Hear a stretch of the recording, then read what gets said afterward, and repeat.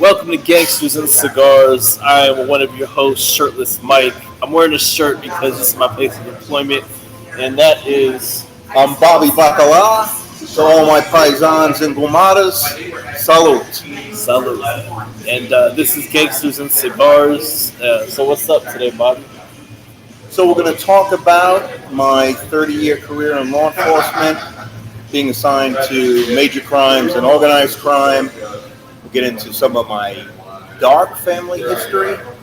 Down the road, we'll talk about old school gangsters, new school gangsters, not necessarily all Italian, but bringing us from history up until today.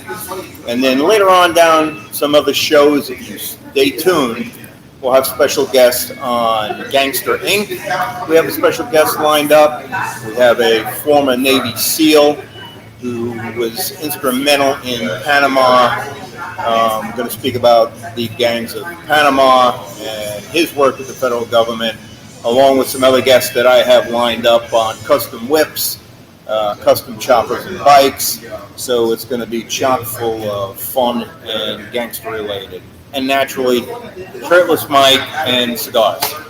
Absolutely. And, basically how this all came about, Bobby, he comes to where I work, Smoke Ring 72 in Merrit Island, Florida. This is where we're doing the show from. And he was like, I want to do a podcast, and I already have my own show that I do every week on Tuesdays at 7:30 called Earth Zone Live. And that's all cigar-related, cigar industry. And we both like cigars, but we also have, we also like to watch gangster shit. And, we like to, we like to be fans and, people, we like to listen to stories of, real life stuff. So, Absolutely. And so we decided to come together and do this. So this is episode 1. So what you're going to get out of it every single week is going to get us smoking a cigar and just talking about different stuff and what we got lined up and all that. So what do we have this week? We have the Cuban Paron, which is by Cordoba and Morales Cigars. And it's a beautiful cigar. We sell it here at Smoke Ring 72. One of my favorites. Yeah, it's a good cigar. I'm actually gonna give everybody a little bit of information about this cigar before we light it up. This cigar is a medium-bodied cigar. The wrapper is Ecuadorian and Mexican. The binder is from Nicaragua. The filler is Nicaraguan and Dominican Republic. And it comes in a Preferido Vitola, which is basically kind of like a Perfecto. And the Cuban Paron got its name because of its unique double figurado shape, similar to the pointed spout of a Paron used for a communal wine drink. And this cigar isn't just pretty to look at, though. It tastes amazing. It comes in boxes of 12, with 6 wrapped in Connecticut shade and the other half wrapped in San Andreas Maduro. Truly the best of both worlds. You have a cigar to go with your coffee and the Maduro for after dinner. So this is the Connecticut wrapped one. And then, so that's the one I chose. I figured we could smoke both the same one. That way we got the same experience. But there's going to there's 2 different ones in the 12 count box. And the pleasant aroma of this cigar is apparent from the very beginning. You'll taste notes of hay, leather, and cream. You're sure to enjoy from the first puff to the last. So, you know what? Without further ado, let's go ahead and light these bad boys up. Let's do it. And got them already pre-cut to make it easier here. I do have to add, I love this smoke in the morning with an espresso. It gives you that caramel taste in your mouth. Again, one of my favorite. Morales is one of my favorite cigars. Yeah, I've known Z I'm sure you've known him too, for a long great time. Guy. Absolutely great guy. I've known him for 10 plus years now, and puts out a great cigar. You cannot go wrong with Cordoba Morales. I've smoked a Cuban Paron years ago, but I generally don't go for this size, but, obviously, I'm a good sport, and I know it's going to be a good cigar. It's just the size. I don't know. Do you have any size preferences that you tend to go to? Not really. Corona. I do like the Robusto every once in a while, but this is a definitely an interesting size. Sort of that torpedo look. I do enjoy this one.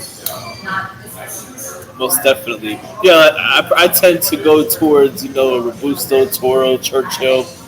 But whenever I do smoke a cigar like a perfecto size, double perfecto size, Perforito, I do end up enjoying them. It's just the odd size. It's always nice to switch it up though. So It's a nice, mild to medium cigar.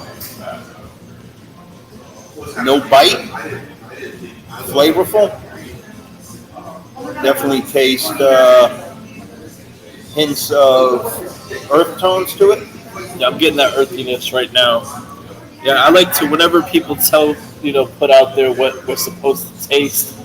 Um, I try to think in my head, am I really getting that or am I getting something else? Because Right. I do reviews for the shop for smoke rings, and I just like look at what other reviewers put, but I think in my head like, okay, am I getting the same thing? Because I feel like I get different flavor notes. I Just think everybody's palate is different. yeah, You have that basic taste that is known to each cigar, but everybody has a different palate. So not only do I like the Morales with coffee, it goes great with vino, naturally red. absolutely. Yeah, this is an awesome cigar. Now, I don't have a law enforcement background. I'm not fully Italian, but we just like the gangster theme and everything, and I'm Irish and Italian, so I gotta rep. That's how I'm part Italian. You got to represent. I talk about it, so Absolutely. but, that's just the way it is. So I have more Irish blood, and all that good stuff. But Gotcha. but you come from a full-blooded Italian background. I do. My parents are actually off the boat from Sicily, So Sicilian, then so it is. you never call a Sicilian in Italian. That's correct. They've been called other names, but never Italian. Um, but my mom and dad are both from Sicily. My family back to Rome are all from Italy. I've traced my roots. So, like I said before, 30 years in law enforcement, major crimes, organized crime. But I like to sometimes talk about my family's dark side. Every family has a dark side. Yeah. I could trace mine back. So when we talk about organized crime, on my mother's side, my grandfather was in the Carbonari, which is the Italian equivalent of the federal police. When I left Italy when my mother was young, came to the United States and realized that, like most immigrants, the Italians weren't treated very well. My grandfather decided to go to the dark side. My grandfather was a capo. I'm not going to mention what family. We are talking in the late 1920s on. My grandfather, along with other family members, were connected. I can remember as a kid going to San Gennaro, which is the feast in New York, and seeing the limousines and seeing the wise guys, and my dad playing cards with the wise guys at the social clubs, and going in the basements of the Catholic churches and watching the priest run all of the poker matches. And so my memories, that side, are pretty deep. Now, as I got older, I always wanted to go into law enforcement. I have a lot of family members that are law enforcement. All my predominant immediate family are in law enforcement. So I took that avenue. I could have taken the other avenue very easily. A lot of the guys I grew up with in high school, family were all wise guys, and they eventually went that route. So growing up, you had three choices. You either went to the dark side, became a cop, or became a fireman. There really wasn't too much in between. So that's my dark side of my family history. Yeah. I don't think my family on my Italian side has much of a dark side. I know I have a couple uncles that did some time, I know it was like federal time, but they won't tell me anything. But I know, being Irish and Italian, like this is my mom's side, she's half and half, and my dad, he's fully Irish. But my my grandma, who I lived with, she was married to my grandpa for a long time, and she said that back then the Italians hated the Irish and vice versa. Absolutely. I mean, you got Sonny Barger, who was huge in the Irish mob out of Boston. The Irish mob was always prevalent in New York, Massachusetts. So naturally, they were rivals in organized crime because don't step on my turf and I won't step on yours. Yeah, one of the things that I remember my grandma telling me, because it's they're upstate New York, small town, Geneva, New York, and and so little small town. So my grandma said that my great grandfather used to say there's only one good Irishman and one that's 6 feet in the grave. So I've heard. But she also told me that my great grandfather on my Italian side, he always had a cigar in his mouth. So I know that's where I get it from, because I take after the Libertor side. I gotcha. I take after the Libertor side, so guarantee that's where it comes from. Because my dad's family, there's no cigar smokers, but on that side of the family, there are some cigar smokers, and now my dad and uncles always smoked cigars. Drove Caddies and Lincolns, always smoked cigars, and I'll never forget when I was a kid growing up, the worst smelling cigars were, my dad used to smoke these things called Grenobles. Yeah, we have them. Oh my God, it looks like a dried up turd, and the cars used to stink. My mother used to throw them out of the house for smoking.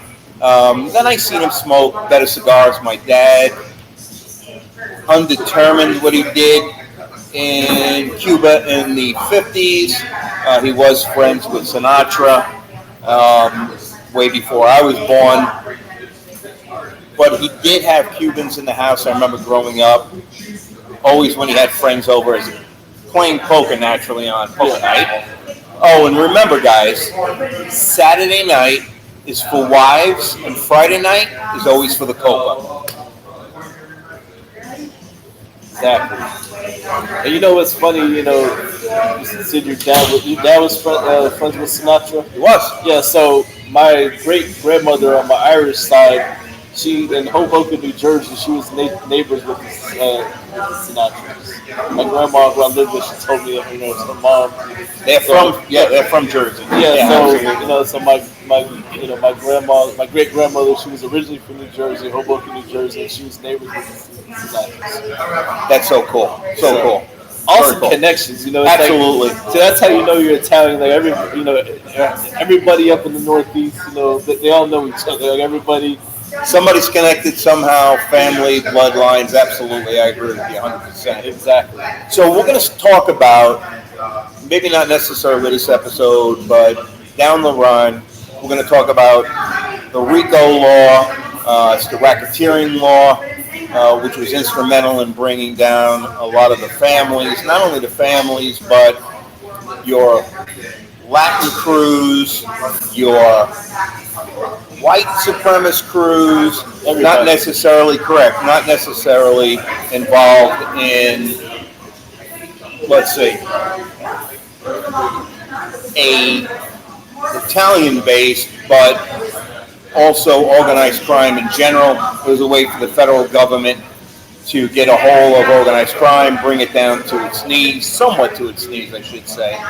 And that has to do with seizures of property, IRS. I'll talk about Operation Greenback that I was a part of. And if you talk about frightening, it's IRS. So you could actually pick up the phone in the day, call the IRS and say, Johnny Bag of Donuts is involved in illegal activity. And based on that alone, they could seize and put a hold on every one of your assets until their criminal investigation is done. That power, ladies and gentlemen, is frightening. That coming from a law enforcement officer and being retired, I can tell you that that assignment was absolutely mind-boggling that a federal entity had that much power to do what they did. Now, not everybody agrees in RICO. Naturally, no organized crime organization is going to believe in RICO. But again, it was designed to bring down organized crime through money. So if you get at their pockets, you're going to bring them down. Thus why RICO was developed, and we'll get into that further on down, and I'll speak about Operation Greenback and some of the other operations down the line. Now, when we talk about organized crime, let's just for a second, I'm just trying to get you involved in numerous avenues. Homegrown terrorism. Terrorism is organized crime. They use organized crime as a base to fund their activities. Hezbollah, Al-Qaeda, these organizations that you've come to know now all use organized crime avenues, narcotics, gun sales, to fund their activities. So it's not just, so let me just get it out there. We're not just going to be talking about the Italians. We're going to be talking about all organized crime. Yeah, absolutely. Now, during our first breakfast meeting, I told Justin, you were telling some awesome stories. I know, the stuff that you were telling me, obviously you can talk about, but you're obviously not going to bring up what you can't talk about. But right.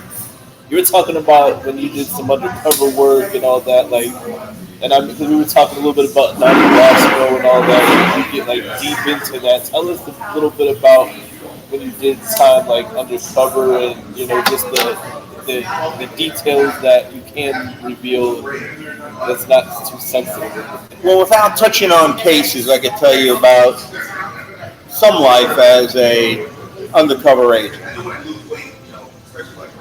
So the beginning of that is who's your handler, who you're going to be assigned to. I was assigned to several federal task force in an undercover capacity, be it organized crime, narcotics, or I even did a stint investigating white slavery, and so on. So let's talk about how we set that up. So you're assigned to an organized crime task force, whatever undercover task force you're assigned. Now you have to build your background and who you are. That being said, you have a fictitious name, you get a fictitious driver's license, you get a fictitious residence, credit cards, and so on. When you build that, you also have to build what your background is going to be. Usually it's things that are familiar to you that you can rattle off one question. Now, in your package, you're going to have some type of provenance. And what I mean by provenance is a background check that will divulge that you have been arrested for X, Y, and Z. So you could show that, in fact, you've been arrested for what you're talking about and what you were arrested for. Once you have all of that and you start doing your briefings, you start with your targets. Again, whoever, whatever the crime may be, you work on your targets. The hardest thing is building up your background. So you got your Fugazi background, right? You got your fake background. And you got to stick to your background. You got to make sure that you have that background down. So when questioned about, not only about targets, but a lot of the times it's the females that are involved with the organization who you're targeting. They're going to be doing a lot of the checking, not only they want. So you can't stumble. Or if you stumble, you got to make sure you get back. Yeah. when your vehicle, whatever vehicle you're operating, is run, we call it a red flag. It goes back to and notifies the federal government, whatever agency you're working for, because this says that somebody is actually running and looking into your identity. Now, it may be another law enforcement agency. It may be a female that works for an organized crime agency that works for a law enforcement dispatch center, which we have run into, or the Records Bureau, which we've run into. So they're notified when I say your handle or whatever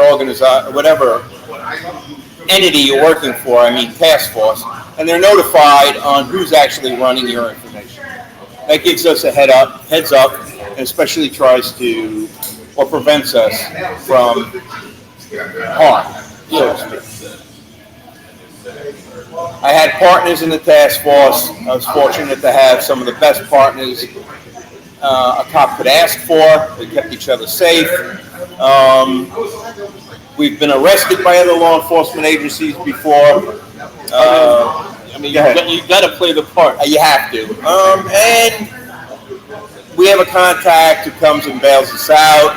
Naturally, the contact from the bail bonds agency is connected with either the federal agency, the state agency, or a local agency, whoever you're assigned to. That's how it works. Later on down the road, we'll get into some of the cases that I work without mentioning names. I'm going to have on a partner of mine that worked with me. He's actually in Detroit now. Shout out to Detroit. And he said he'd come on and we talk about some of the stuff that we've handled together in a undercover capacity. My other partner, who is probably the best partner in the world, and we truly did some stupid shit together because they really let the leash out, especially when I worked in an undercover capacity, more so then than now, because as you all know, law enforcement is under strict scrutiny. So I don't think we would have been able to get away with what we got away with in the day. Yeah. Now, he's still active in law enforcement. I don't know if I'm going to be able to grab him to get him on. Yeah, we got to definitely make sure that, you're still active. There's a lot of protocols. And, Absolutely. You can't put anybody's life in danger. I'll see if he'll let me bag his face, but I don't know. I can always try. Yeah. So, let's talk a little bit about some of the, cases, whatever. Some crazy cases I worked. One was in gun running, actually. In that case, in an undercover capacity, I was tasked along with some of the targets to carry out a hit, which was a very interesting case. So the target of the hit, we made contact with. We told him that his life was in danger. We had some of our crime scene techs, along with the help of a prosthetic and an FX makeup artist, come in and show the individual in a state where it appeared that he had been murdered. We took pictures, sent them to the individual who had placed the hit, showing that we actually carried out the hit, which we did not. Again, it was all staged and propped.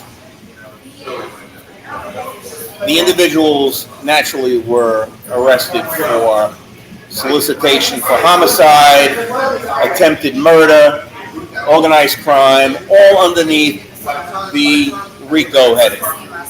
So that was kind of interesting. I don't want to speak about so many cases that we don't have nothing to speak about as time goes on. Yeah, most definitely. I think one of the other interesting cases, and there are many, was when we did the case of white slavery. So, well, first of all, what is white slavery? So white slavery, you can put that into running a house of ill repute, making profits off of prostitution.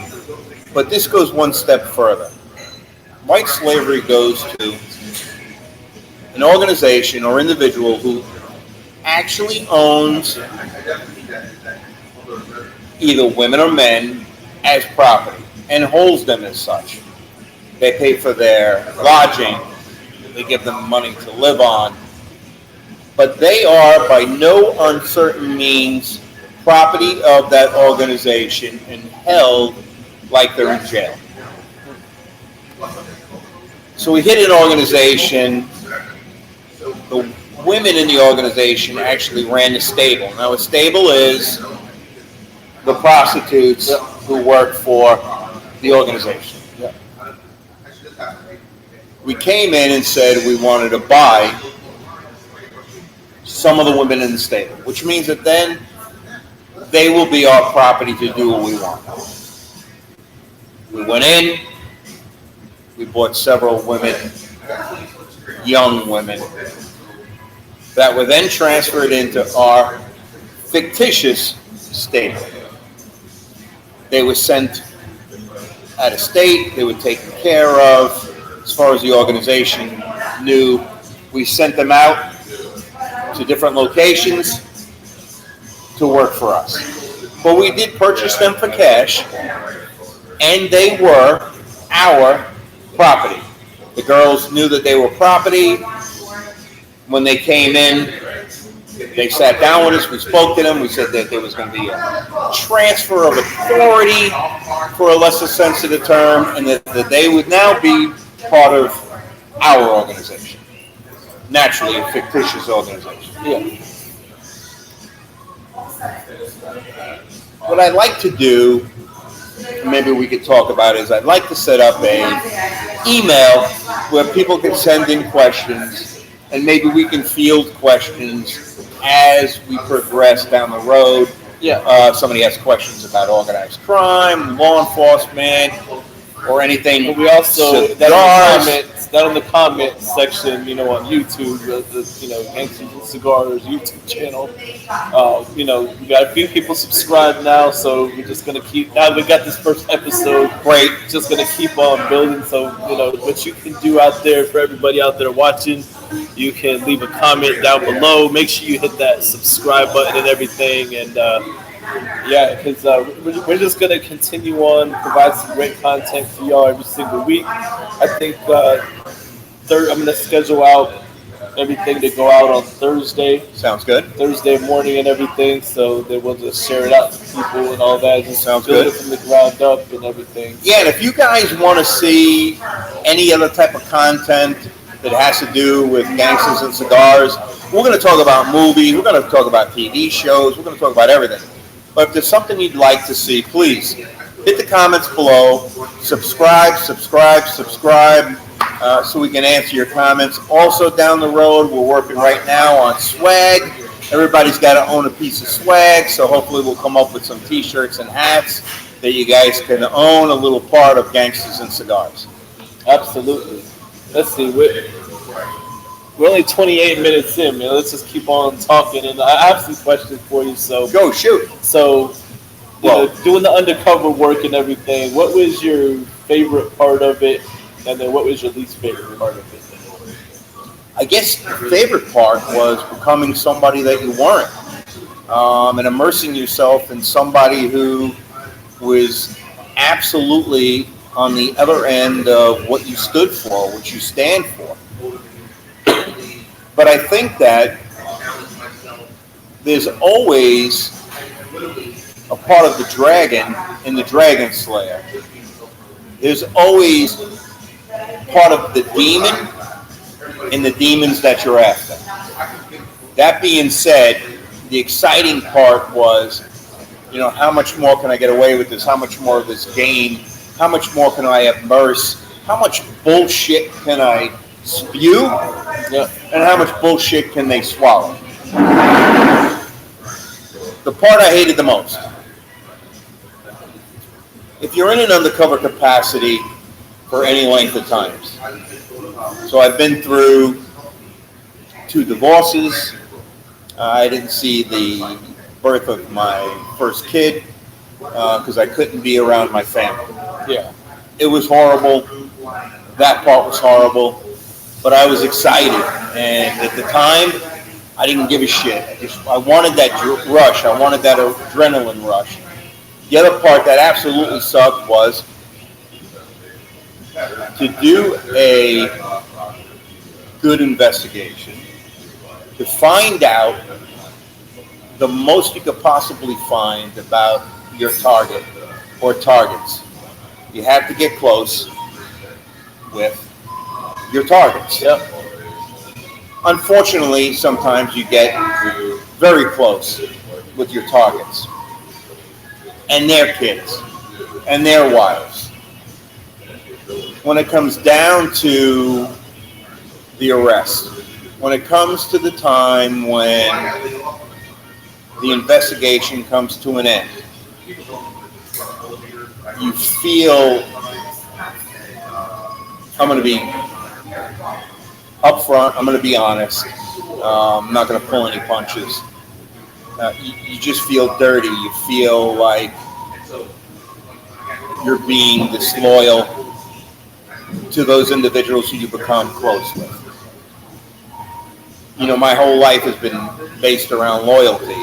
When you work in that capacity and then you come to an end of an investigation and you're doing a roundup, as we call it, and you're making arrests, and you're blowing up doors, and you're blowing up houses, and you feel when they look at you it's like, you know, what the hell, what the fuck are you doing to me and my family?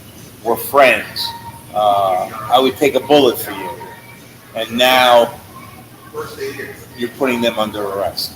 You're taking away their livelihoods, regardless if it's criminal or not. Yeah. So that part is hard. So one incident, we're at the end of an investigation, we're making an arrest. And my partner and I are going to make this one particular arrest ourselves. SWAT team was waiting, but this one in particular one we're going to do. Because we became very close with the individual, Yeah. his significant other, and the kids. So we went into their apartment. Naturally, we were greeted with a beer. Kids come over and give me a hug. Old lady comes up and gives me a kiss. And we start talking. So I tell the individual, I said, I got to let you know, I have some bad news. I said, I'm a cop. He starts laughing. Significant other starts laughing. My partner looks at him and goes, no, really, we're cops. He says, no fucking way. We take out our identifications, because remember, we never carried identifications. Yeah. Always carried a gun, no identifications. Yep. Throw my ID on kitchen table. My partner throws his ID on the kitchen table. He grabs my ID and says, you have to tell me where you got this, because I want something. So he's still not getting it. So I'm starting to feel more and more like shit. He's not getting the fact that we're cops. He breaks down and he cries. And we talk about an individual who spent time in prison for murder. And he looks at me and he says, but I would have taken a bullet for you. How could you do this?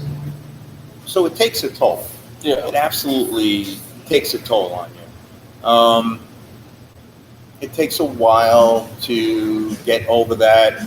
It takes a while to get brought back in the fold. And what I mean by brought back in the fold is you've been working in an undercover capacity for however long. This particular case was just over 2 years, which is too long a time to be undercover. When you come back to the fold, you're having problems at home. I had to go through debriefings. I didn't get brought back to that law enforcement agency I was working for immediately. It took several months for them to feel that several months, psychologists, for them to make them comfortable and feel, well, and myself, to feel that everything's good. I'm not on the dog side. Yeah. So that part, I have to admit, is my worst experience. I won't speak for every undercover officer. I can speak about my experience. That was the hardest. Has there been any instances of anybody just going rogue? Like it just got to the point where it just was, they were such in character that they just went rogue? Yes. So there are books in reference to that as well. There was a undercover officer out of LA who actually committed a bank robbery with the organization he was with. Did some other nefarious acts. There have been officers that had fell and went to the dark side. We call them fallen angels. But yes, it has happened in the past.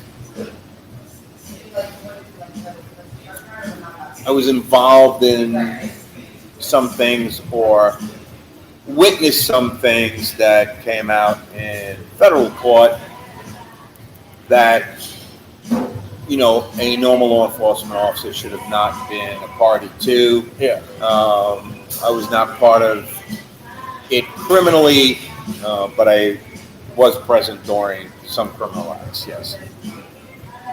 Yeah, it's definitely rough. And now, if you're undercover, you can't commit any crimes. Correct. Correct. Okay. Correct. So that's definitely got to be rough, especially, you know, if you come back, you know, just to go back on what you were saying before about, you know, creating your fake profile and, you know, fictitious everything. Correct. With the arrest record and all that. Correct. Like,